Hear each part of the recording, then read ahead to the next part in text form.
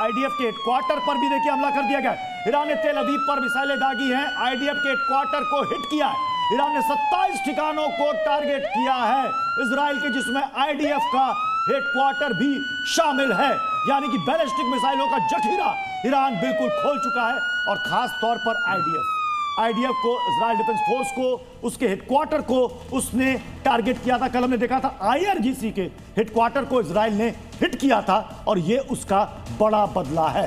तो ये तस्वीरें भी आप देख रहे हैं, सबसे बड़ा हमला ईरान का इजराइल के खिलाफ है। 27 ठिकानों को टारगेट किया और उसमें सबसे बड़ा हमला आईडीएफ के हेडक्वार्टर पर है, जहां कई मिसाइलें दागी गई हैं। राजधानी तेल अवीव में भी कई ठिकानों को टारगेट किया गया। 27 ऐसी जगह हैं ईरान की तरफ से जो टारगेट की गई है इजराइल में, और इसमें सबसे इंपॉर्टेंट बदला लेने की भावना से आईडीएफ का हेडक्वार्टर जो है वो टारगेट किया गया है। इजराइल में इस वक्त एयर सायरन गूंज रहे हैं। तस्वीरें भी आप देख सकते हैं धमाके के बाद किस तरह का मंजर इजराइल में दिख रहा है। और सबसे बड़ा हमला, सबसे बड़ा पलटवार जो है वो ईरान का है। जी हाँ, ईरान ने 27 ठिकानों को टारगेट किया है और इस बात का अंदेशा इजराइल को पहले से है कि अब ईरान की तरफ से हमले और ज्यादा बढ़ेंगे। ईरान के राष्ट्रपति ने खुली धमकी भी दे दी है। वो धमकी क्या देखे, ईरान अब जवाब देगा, कड़ा जवाब देगा।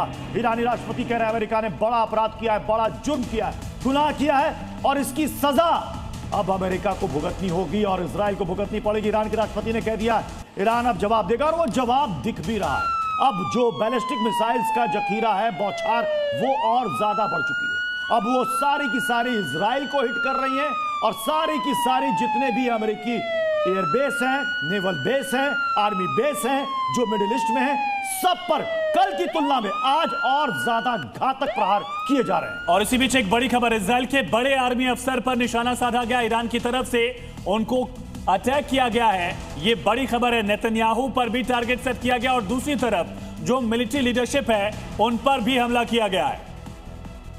इजराइल के बड़े आर्मी अफसर पर निशाना साधा गया है। ईरान की सेना, ईरान के राष्ट्रपति अगर कह रहे हैं बदला लेंगे और ये बड़ा बदला होगा और उसका असर क्या है अभी आप देखिए। जो ये खबर सामने आ रही है ईरान की तरफ से कि बड़े हमले में इजराइल के कई बड़े आर्मी अफसर टारगेट हमने किया और उसमें नुकसान पहुंचा। वो क्या नुकसान है वो पता चलेगा कि क्या वाकई में इजराइल के बड़े आर्मी अफसर इसमें मारे जा चुके हैं, क्योंकि आईडीएफ के हेडक्वार्टर पर भी हमला किया गया है ईरान की तरफ से।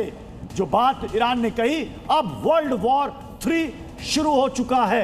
क्या ये खबरें उसी ओर बता रही हैं, उसी ओर इशारा कर रही हैं? ठीक है सर। देखिए, वर्ल्ड वॉर तो अब हम, क्योंकि हम फर्स्ट वर्ल्ड वॉर और सेकंड वर्ल्ड वॉर की तुलना इस वर्ल्ड वॉर से, वर्ल्ड वॉर तो वैसे ही चल रहा है क्योंकि यूरोप में वॉर चल रहा है, मिडिल ईस्ट में वॉर चल रहा है, ताइवान का वॉर चल रहा है। तो ये वो शेप नहीं लेगा जो पहले हमने 2 वॉर्स में देखे, लेकिन ये भी एक प्रकार का वर्ल्ड वॉर है। और जैसा आप कह रहे थे पहले कि इजराइल ने अब टर्की को धमकी दी है, तो आप खुद अंदाजा लगा सकते हैं जो कहाँ जा रहा है। टर्की तो अरब देश का हिस्सा। वजह बताइए, अगर इजराइल धमकी दे रहा है एर्दोगान को, तुर्कियों को धमकी दे रहा है, इसकी वजह क्या है? इसकी सबसे बड़ी वजह यह है कि तुर्की वैसे ही ईरान को रिप्लेस करना चाहता था एज खलीफा ऑफ मुस्लिम वर्ल्ड। सबसे बड़ी वजह ये, और हम ये कह रहे हैं ना टर्की नेटो का हिस्सा है तो उसको करने, नेटो की अहमियत ही खत्म कर दी। सर खलीफा आपने जो इस्तेमाल किया शब्द, यानी कि एक खलीफा, यानी कि खामनेई की मौत के बाद अब दूसरा खलीफा ये टारगेट पर है।